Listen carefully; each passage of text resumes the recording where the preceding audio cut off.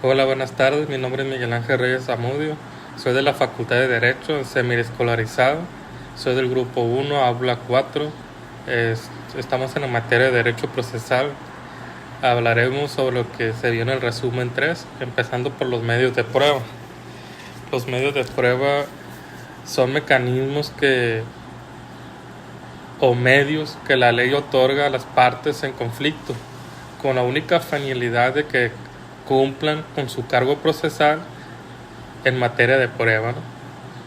Las cargas de la prueba es la necesidad que tiene el actor para justificar o acreditar su pretensión u acción.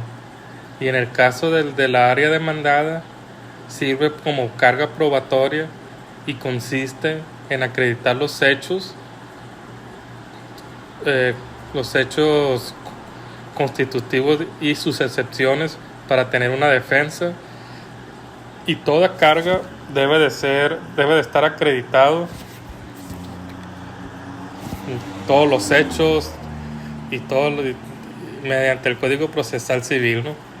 Se establecen algunas pruebas que vienen siendo la prueba confesional, la prueba documental pública y privada, la prueba pericial, la prueba de inspección judicial, la prueba testimonial y las copias fotostéticas certificadas y fotografías y todos los adelantos técnicos, ¿no? Y también está la prueba de presunción. Hablaremos sobre las etapas en el periodo probatorio.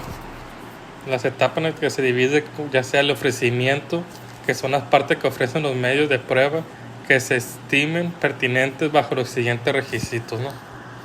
Establecer la denominación de las pruebas ofrecidas, señalar en qué consiste el medio de las pruebas en que se ofrecen, establecer con hechos las relaciones en el medio de prueba que se ofrece. No deben de ser en contra de la moral, del derecho ni de las buenas costumbres. Hablaremos ahora sobre la admisión. La admisión es una actividad que le corresponde al juez, y él tiene la obligación de observar que el escrito de ofrecimiento de prueba reúna los requisitos establecidos en las leyes. Además, debe de estar en condiciones de señalar si es una resolución judicial mediante las pruebas que se deben de admitir, debiendo ordenar su preparación y las condiciones para el desahogo y establecer cuáles se van a desechar. Cuando se van a desechar, se deben de señalar los motivos, las circunstancias y el fundamento legal para dicho desahogo de las pruebas. El desahogo participa efectivamente tanto en el órgano jurisdiccional como en las partes del conflicto, incluso con terceros, ¿no? como pueden ser testigos, peritos, etc. Es muy importante establecer que todo acto de la etapa de desahogo quedará en constancias, y esas mismas deben de ser firmadas y autorizadas por el juez, un secretario y el secretario correspondiente, ¿no? Todas las personas que en ellas intervienen. Ahora hablaremos sobre la evaluación que se lleva a cabo al momento de dictar una sentencia definitiva por el juez, y se tendrá la obligación de establecer qué valor se le otorga a cada una de las pruebas que fueron ofrecidas, si ya se fueron admitidas o se fueron desahogadas, ¿no? Se debe de señalar en una sentencia si se le otorga o no valor aprobatorio en pleno, así como establecer los motivos, las circunstancias y los fundamentos legales de dicha decisión. Ahora hablaremos sobre la etapa probatoria, ¿no? La etapa probatoria se divide en ofrecimiento, admisión y desahogo. Ahora lo que viene siendo la sentencia definitiva o la valoración, ¿no? Ahora viene el siguiente punto, que es el sistema de valoración de las pruebas, donde existen diversos tipos de sistemas para evaluar dichas pruebas, las cuales son sistema de libre albedrío, que es cuando el juez es el único facultado para determinar libremente a qué prueba se le va a otorgar y a qué pruebas se le niega el valor del valor aprobatorio de pleno. Está el sistema legal, que es donde la ley señala la hipótesis de los parámetros y deberá seguir un juez al momento de valorizar pruebas y otorgarle o negarle el valor aprobatorio en pleno, y únicamente es considerando si se reúnen los requisitos que la misma ley lo plasma o lo indica. Y está el sistema mixto, que es el que utilizamos en nuestra nación con nuestro derecho procesal, y consiste en una combinación de los criterios anteriores, ¿no? Ahora hablaremos sobre lo que viene siendo la recepción y las prácticas de las pruebas. En el derecho procesal se utiliza el sistema mixto, que ya anteriormente les comenté, ya que el ofrecimiento y la admisión se da mediante el sistema escrito, pero el desahogo se da de forma oral y en forma escrita, ¿no? Será ordinario cuando las probanzas se desahogan dentro del lugar de residencia del tribunal, y se considerará como un trámite el asunto, y será extraordinario en aquellos casos que las pruebas se desahoguen fuera del lugar de residencia del tribunal, ya sea dentro o fuera de la República Mexicana, ¿no? Para que proceda dicho término extraordinario, se deben de requerir las siguientes pruebas. Que se solicita al momento de ofrecer pruebas, que en el caso que de las pruebas testimoniales se debe señalar correctamente el nombre y domicilio de los testigos. En caso de que la prueba sea documental, la denominación o lugar en que se encuentra el archivo. También se debe de garantizar que el debido desahogo de dicha prueba mediante el depósito de la cantidad de dinero que el juez fije, y al conceder el dicho periodo extraordinario de la prueba. Ahora lo hablaremos sobre el siguiente apartado, que vienen siendo los medios en pruebas particulares, ¿no? Está la prueba confesional, que se busca la aceptación de los hechos de la parte contraria, es decir, que con esta prueba se busca obtener la declaración bajo protesta de decir verdad de la contraparte, y esta prueba solamente se da entre las partes en conflicto, y se debe dar una respuesta afirmativa, que es un sí o un no.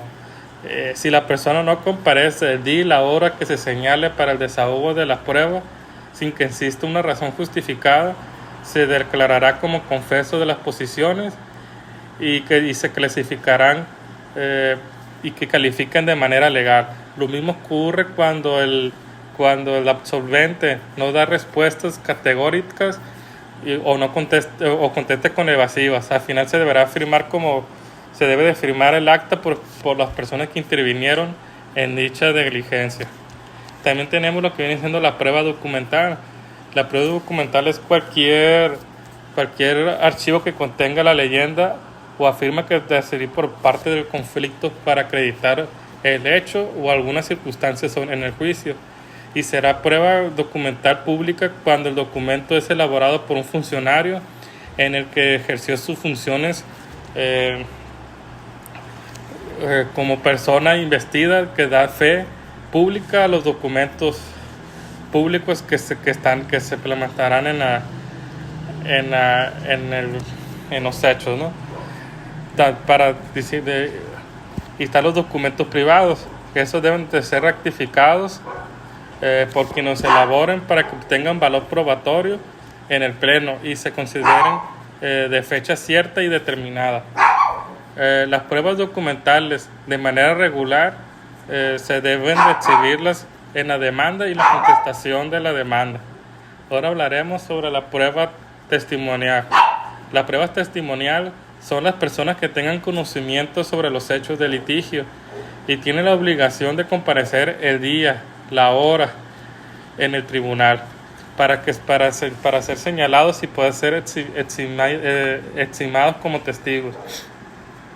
Los testigos deben de ser imparciales y siempre conducirse con la verdad, y sobre todo deben de aportar datos que ayuden al juez a resolver los conflictos.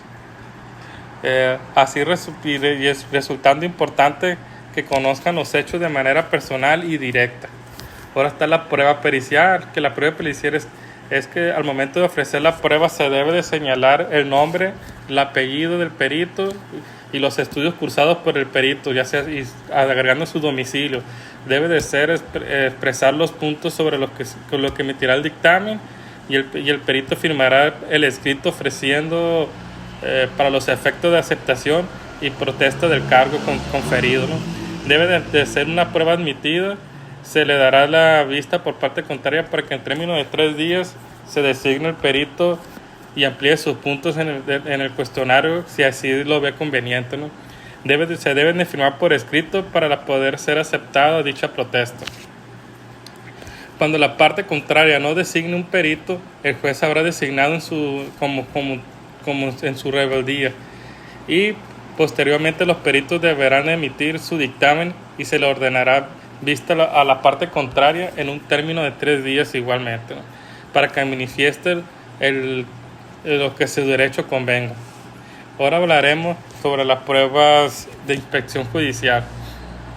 Las pruebas sobre la inspección judicial en los tribunales se dan fe de que se logran percatar y percibir a través de los sentidos para que dicho efecto, para poder ofrecer así las pruebas, señalando sobre qué aspecto se requiere y que se le dé fe al tribunal. Este señalará el día, la hora y el desahogo de dicha prueba. En la diligencia se deberá de asentarse lo que perciba a través de los sentidos, y las partes podrán hacer valer sus comentarios. Hablaremos ahora sobre las pruebas de copias fotostáticas, ya sea las fotografías y los avances tecnológicos. En copias fotostáticas siempre se deben de ofrecer copias certificadas por un notario o por un corredor público, ya que la Corte ha establecido que las copias simples carecen de valor aprobatorio. En lo que representa las fotografías, se recomienda que se exhiban a un juicio certificados por un notario público. Toda prueba tecnológica de la ciencia que produzca un sonido o una imagen pueden aportarse también como prueba, pero en estos casos las partes deben de asumir el compromiso de que aportarán al tribunal el mecanismo o aparato que reproduzca dicho sonido o dicha imagen. De lo contrario, no se desahogará la prueba. Y tenemos la prueba presuncional. Esta prueba puede ser legal o humana y surge cuando un hecho conocido llegamos al conocimiento de que otros desconocíamos, ¿no? Si es en consecuencia de la ley, es presunción legal, y si es consecuencia de la actividad humana, se le conoce como presunción humana, ¿no? Ahora hablaremos del siguiente tema, que son los recursos. Los recursos son todos los medios o mecanismos que la ley establece a favor de las partes o terceros para que puedan impugnar el contenido en una resolución judicial y que le es adversa a sus intereses personales, procesales, y ya sea toda petición debe recaer en una resolución judicial, ya que los tribunales no pueden omitir, dilatar, negar o aplazar ninguna petición. Existe una disposición en el sentido de que una vez autorizadas y firmadas por el titular del órgano jurisdiccional competente, las resoluciones judiciales ya no pueden ser variadas, alteradas, modificadas, revocadas, ni podrán dejarse insubsistentes. Para tal efecto, se establece que los recursos, en el entendido de que dependiendo del tipo de resolución, será el recurso de que debemos interponer y será el órgano que deberá conocerlo y resolverlo.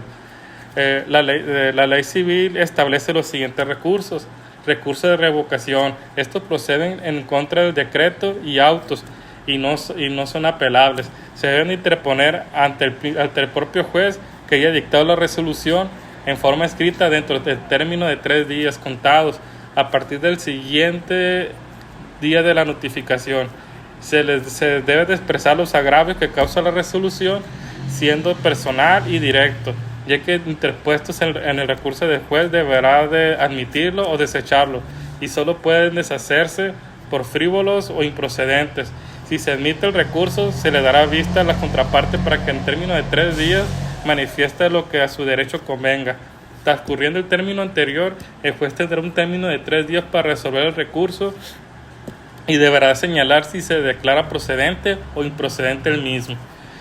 Así declarará que si es procedente, el recurso se deberá revocar la resolución impugnada, y si se declara improcedente el recurso, la resolución impugnada queda firme y solo resta cumplirla en los términos que se dictó. contra la resolución que se resuelve en su recurso de revocación no cabe el recurso ordinario alguno. Ahora hablaremos sobre el recurso de apelación. El recurso de apelación podrá interponerse contra toda aquella resolución denominada auto, ya sea sentencia interlocutoria y sentencia definitiva que cause un agravio. El recurso de apelación tiene una función tripartita para que tal efecto se dé. Revocar se obtiene un cambio total en el sentido del fallo dictado. Modificar, hay un cambio parcial en la resolución apelada. Confirmar, no existe cambios alguno en la resolución impugnada, y ya sea la interposición y la admisión del recurso de apelación de origen a la segunda instancia, en el cual se califica y se resuelve. El recurso debe interponerse, admitirse o desecharse en primera instancia por el tribunal que dicta la resolución, y deberá calificarse y resolverse por el órgano de segunda instancia que corresponda. El escrito a través del cual se hace valer un recurso de apelación se interpone en un término de 5 días si se apela un auto o es una sentencia. Interlocutoria será de 8 días si se apela una sentencia definitiva. El escrito de apelación debe contener lo siguiente: 1. Que el tribunal que conoce del asunto quien es el que se le dictó la resolución que se le impugna. 2. Que el número de expediente. 3. El nombre y el apellido del que lo promueve. 4. La manifestación de que interponemos el recurso de la apelación y la resolución que apela. 5. Designación de domicilio y autorizados en segunda instancia. 6. Señalar la parte de la resolución que causa el agravio. 7. Señalar las consecuencias que se requiere para el trámite de la apelación. 8. Que en el mismo escrito se exprese los agravios. 9. Los puntos peritorios. 10. Nombre y firma del que lo promueve. 11. Exhibir una copia del escrito para el expediente y una más para cada contraparte. Si el juez admite que la resolución de apelación en el tribunal debe indicar lo siguiente, ¿no? Debe señalar el efecto o efectos en el que se admite el recurso. Es decir, el recurso se podrá admitir en un solo defecto o dar vista a la contraparte para que en términos de 3 días, si es auto o sentencia interlocutoria, o 5 días si es una sentencia definitiva a la resolución apelada, pueda contestar los agravios. Si ya transcurrido los términos para la contestación de los agravios, el juez de primera instancia tiene la obligación de remitir inmediatamente lo siguiente, ¿no? El escrito de apelación que contenga los agravios, el escrito de contestación de agravios si es que se presentan, las constancias señaladas por las partes para el trámite de apelación en el entendido de que cuando se admite el recurso en el efecto devolutivo se le remitirá copia certificada del expediente original, pero si se admitió en ambos efectos se remite el expediente original a la segunda instancia y solo se quedan copias autorizadas de dicho expediente en primera instancia. Una vez que se reciban las constancias para el trámite de la apelación por el órgano de segunda instancia, este tendrá la obligación de proceder a calificar la admisión del recurso en base a los siguientes puntos, ¿no? 1. La resolución impugnada, si es apelable o no. 2. Si el recurso se interpuso en tiempo o no. 3. Si existe o no expresión de agravios.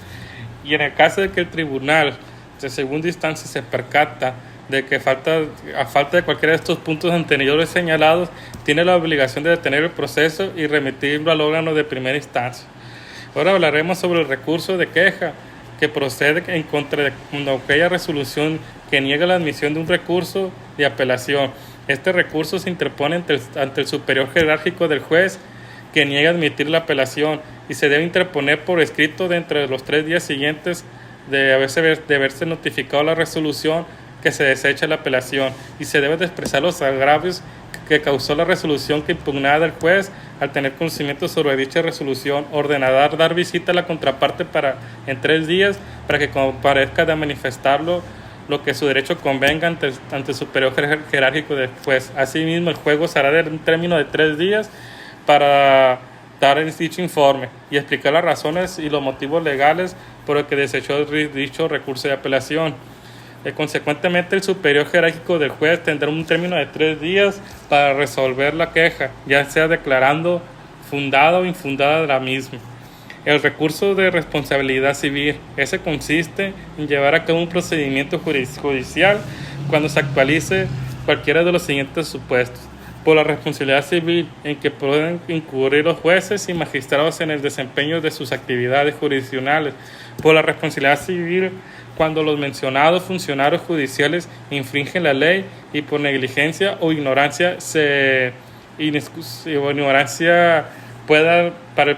para poder ejercer esta acción. Se deben seguir las siguientes reglas: 1. Que se promueva el juicio ordinario civil. 2. Que se promueva la parte perjudicada a sus causas habitantes, o se promueva ante el inmediato superior de que hubiera incurrido en responsabilidad. Que se promueva la demanda cuando haya quedado firme la resolución en que se estime se haya causado el agravio.